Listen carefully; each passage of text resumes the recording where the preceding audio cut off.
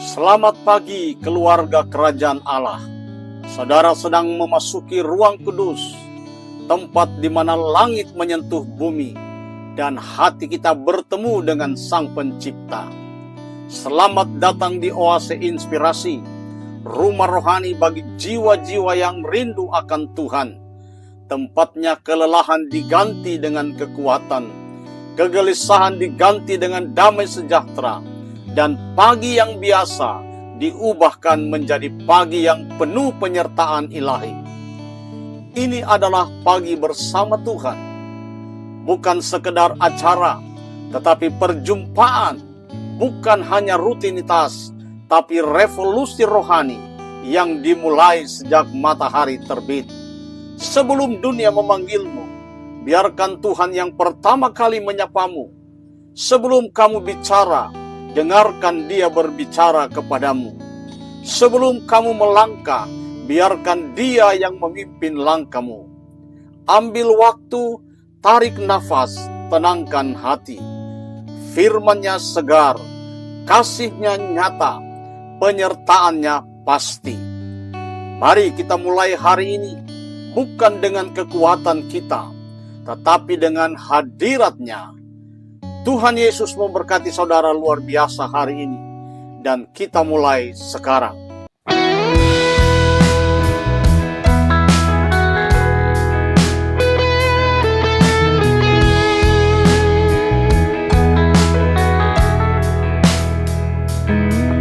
Haleluya. Selamat pagi Bapak Ibu Saudara yang dikasihi Tuhan. Kembali kita berjumpa dalam program Pagi Bersama Tuhan. Renungan kita pada pagi hari ini berjudul Damai Sejati Dimulai dari Kepercayaan Pagi ini. Mari kita membaca di dalam Yesaya pasal 26 ayatnya yang ketiga. Yang hatinya teguh kau jagai dengan damai sejahtera, sebab kepadamulah ia percaya. Bapak Ibu Saudara yang dikasihi Tuhan Yesus Kristus, hari ini kita kembali boleh bangun dengan anugerah Tuhan yang baru. Nafas kehidupan masih diberikan. Matahari kembali bersinar. Dan kita ada karena kasih setia Tuhan yang tidak pernah berubah. Namun izinkan saya bertanya, bagaimana perasaan hati kita membuka mata pagi ini? Ada orang yang bangun dengan rasa syukur. Ada yang bangun dengan rasa lega, tetapi tidak sedikit yang bangun dengan hati cemas. Cemas soal pekerjaan yang menumpuk, cemas soal kesehatan yang makin menurun, cemas soal masa depan anak-anak, bahkan cemas karena berita-berita dunia yang begitu menakutkan.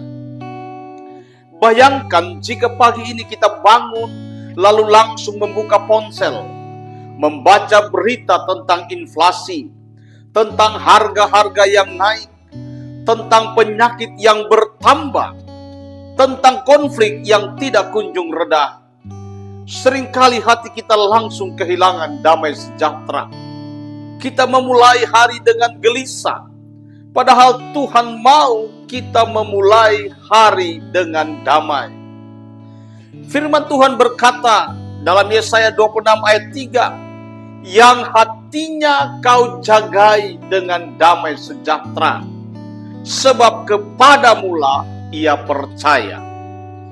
Inilah kebenaran yang akan kita renungkan bersama pagi ini, bahwa damai sejati tidak dimulai dari keadaan sekitar, tetapi dari kepercayaan kepada Tuhan pagi ini atau saat ini.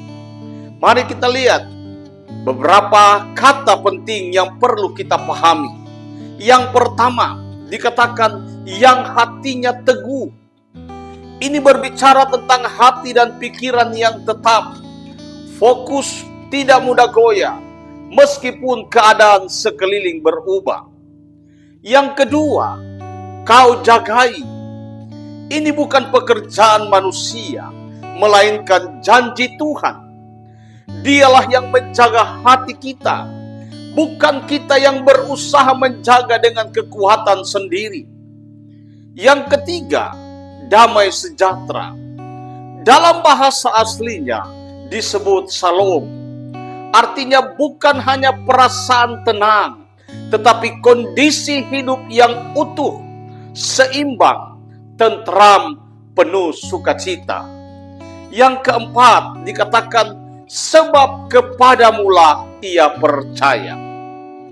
Kuncinya adalah kepercayaan.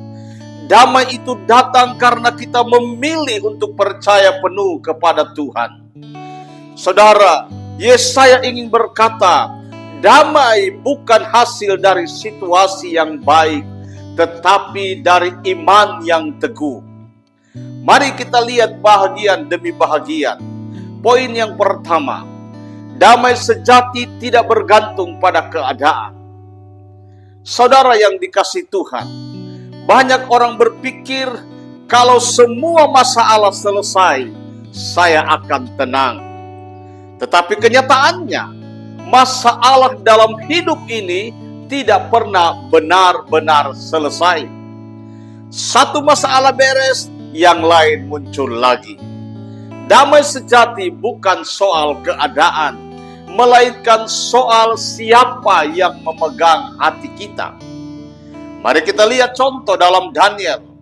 Dalam kitab Daniel pasal 6, kita tahu bahwa Daniel dimasukkan ke gua singa karena ia tetap berdoa kepada Allah. Dari sisi manusia, keadaan ini menakutkan. Bayangkan dikelilingi singa-singa yang lapar, siapa yang bisa tidur nyenyak? Tetapi Alkitab mencatat bahwa Daniel tetap memiliki ketenangan. Sebab hatinya percaya kepada Allah. Allah sendiri yang menutup mulut singa-singa itu. Damai sejati bukan berarti tidak ada singa. Bukan berarti tidak ada masalah. Tetapi berarti Allah menjaga hati kita supaya tetap tenang di tengah ancaman. Satu ilustrasi sederhana. Bayangkan sebuah kapal di tengah badai. Ombak besar mengguncang. Angin kencang bertiup. Kalau kapal itu tidak punya jangkar, maka kapal itu akan hanyut dan terombang-ambing. Tetapi jika ada jangkar yang tertancap kuat, kapal itu tetap aman. Iman kita kepada Tuhan adalah jangkar. Tanpa iman, hati kita hanyut, tetapi dengan iman, hati kita tetap teguh. Jadi jangan tunggu keadaan membaik baru Anda tenang. Mulailah dengan percaya kepada Tuhan, maka hati saudara akan dijaga dengan damainya. Poin yang kedua, damai sejati hadir ketika pikiran difokuskan pada Tuhan. Yesaya berkata, yang hatinya teguh. Kata lain yang bisa dipakai adalah pikiran yang tertuju. Hati yang teguh berarti hati yang fokus kepada Tuhan, bukan larut pada ketakutan. Kita melihat kisah Petrus berjalan di atas air dalam Injil Matius pasal 14 ayat 28 sampai 31. Selama matanya tertuju kepada Yesus, Petrus bisa melakukan hal yang mustahil, berjalan di atas gelombang. Tetapi begitu ia memalingkan pandangan ke angin dan ombak, ia mulai tenggelam. Apa bedanya? Fokus. Begitu juga dengan kita. Selama fokus kita tertuju kepada Tuhan, damai itu nyata. Tetapi begitu pikiran kita sibuk dengan masalah, hati kita akan tenggelam dalam kecemasan. Saudara yang dikasihi Tuhan Yesus Kristus, jangan isi pikiran kita pagi ini dengan berita buruk lebih dahulu, tetapi isilah dengan firman Tuhan. Jangan biarkan kekhawatiran menjadi lagu pertama yang kita dengar, tetapi biarlah doa dan ucapan syukur menjadi suara pertama di hati kita. Latih diri untuk berkata, Tuhan, aku mau fokus padamu, bukan pada badai sekelilingku. Poin yang ketiga, damai sejati berakar pada kepercayaan yang terus-menerus. Firman Tuhan berkata, sebab kepadamulah ia percaya.